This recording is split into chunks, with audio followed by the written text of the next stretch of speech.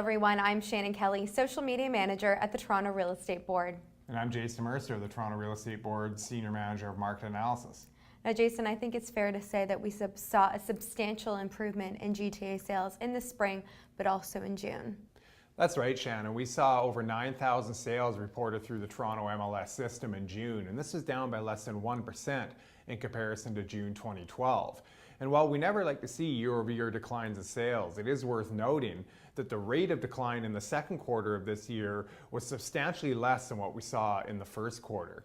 And one of the key reasons for this is households have been adjusting to the stricter mortgage lending guidelines that came into place last year. So we're starting to see a lot of households renewing their search for a home in the Greater Toronto area. And so as we move forward into the second half of 2013, we are expecting to see a moderate year-over-year increase in sales.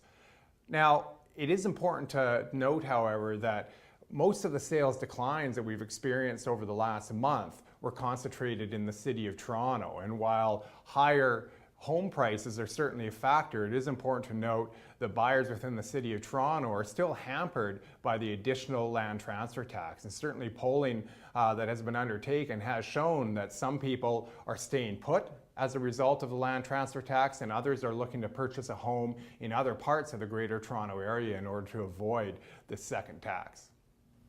So Jason, even with sales down, the prices continue to increase. Can you explain why that is? You're right. The average selling price through the Toronto MLS system in June was over $531,000, and this represented an increase of almost 5% in comparison to June 2012.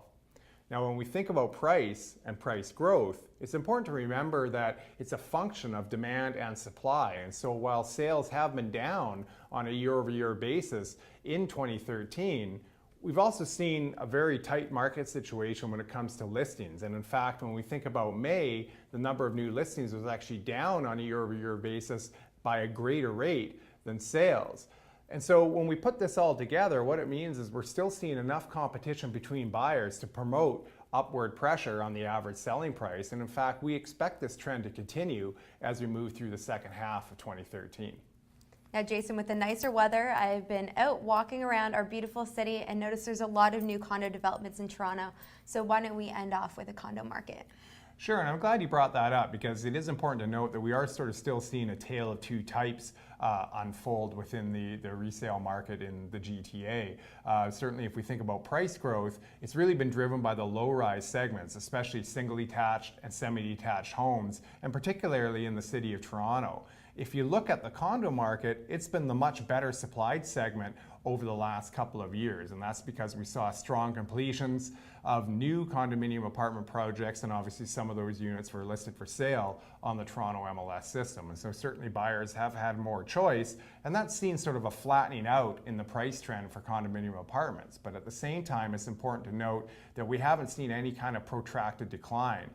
The type of market activity that we've seen over the last few months has provided support for the average condominium apartment price at the current levels. Sounds great, Jason. Now we have a bit of a challenge for you this month.